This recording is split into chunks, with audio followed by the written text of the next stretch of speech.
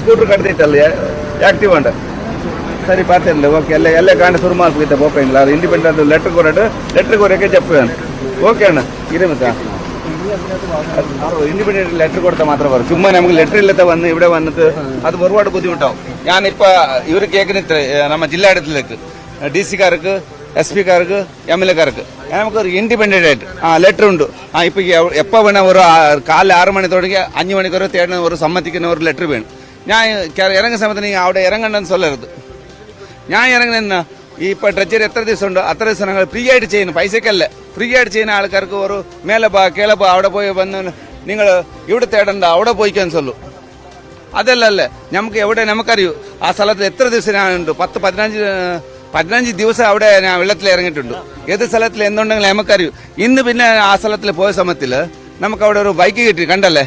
എന്താ തേടാൻ ഓരോരോ വാഹനം കിട്ടും അതിനെ சொல்லி எனக்கு ஒரு இண்டிபெண்டன்ட் லெட்டர் கொடுக்கணும் முன்ன பண்ண அதே சொல்லிது ഞാൻ ஒரு லெட்டர் ഉണ്ടെങ്കിൽ പരവായില്ല എപ്പോൾ വേണം ഞാൻ വെള്ളത്തിൽ ഇറങ്ങണം ഇപ്പം വീട്ടിൽ പോകും ഞാൻ വീട്ടിൽ പോയിട്ട് നാളെ വേണം നോക്കാൻ നമ്മൾ ലെറ്റർ വേണം മെയിനായിട്ട് എന്താണ് എത്ര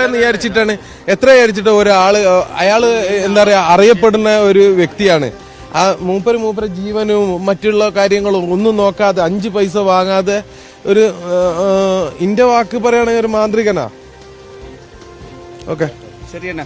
നമുക്ക് ഒരു ലെറ്റർ ഉണ്ടെങ്കിൽ ഇൻഡിപെൻഡന്റ് കിട്ടിയെങ്കിൽ നമ്മൾ ഇറങ്ങാൻ പറയും ഫ്രീ ആയിട്ട് നമുക്ക് ആരും സർക്കാരത്തെ പൈസ വേണ്ട ഞാൻ ഫ്രീ ആയിട്ടേ പറയും ഫ്രീ ആയിട്ട് പോകും എൻ്റെ കയ്യിൽ ചിലവാക്കിയിട്ട് പോകും ജനങ്ങൾ കൊടുക്കും ഇവർ വേണ്ട എല്ലാ ആൾക്കാരും കൊടുക്കും നമുക്ക് അവർ ആശീർവാദം മതി അത്രേ ഉള്ളൂ മറ്റു പിന്നൊന്നും വേണ്ട ശരിയാണ്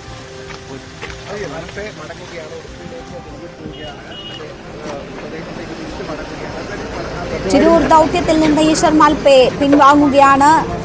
തെരച്ചിൽ അവസാനിപ്പിച്ച് മൽപെ മടങ്ങുന്നതിന്റെ ദൃശ്യങ്ങളാണ് നമ്മൾ കാണുന്നത് വളരെ വൈകാരികമായാണ് അദ്ദേഹം സംസാരിക്കുന്നത് ജില്ലാ ഭരണകൂടവുമായുള്ള ഭിന്നതയെ തുടർന്ന് മൽപെ മടങ്ങുന്നു എന്ന് വേണം മനസ്സിലാക്കാൻ അതേസമയം ഒരു ഇൻഡിപെൻഡന്റ് ലെറ്റർ കൊടുത്ത്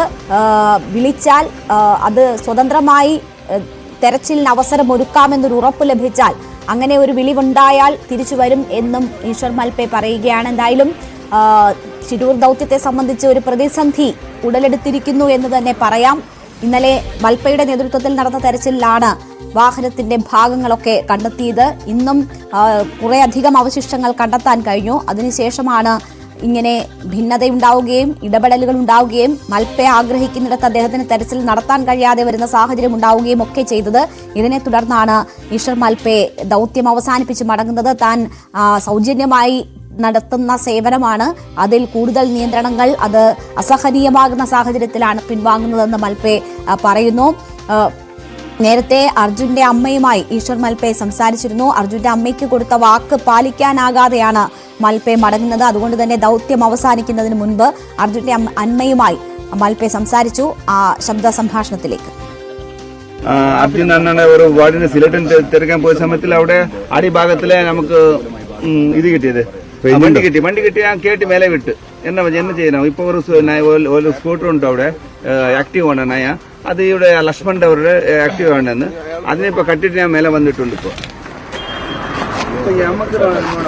നമുക്ക് ഒരു പൈസ വേണ്ട ഒന്നും വേണ്ട നമ്മ ഫ്രീ ആയിട്ട് ചെയ്യാർക്ക് നമുക്ക് എന്തിനാ സൺഡേ പോടുന്നത്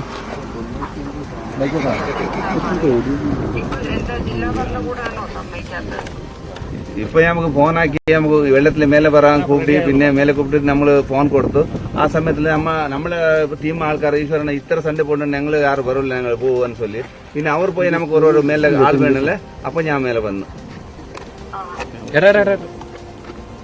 അവർ അമ്മ അർജുന്റെ അമ്മയെ പേസിക്കൊണ്ടിരിക്കുന്നു എന്താ പറയുന്നത് ശരിയമ്മ എന്നാക്ക നോക്ക 2 ദിവസം വിട്ടിട്ട് ശരിയമ്മ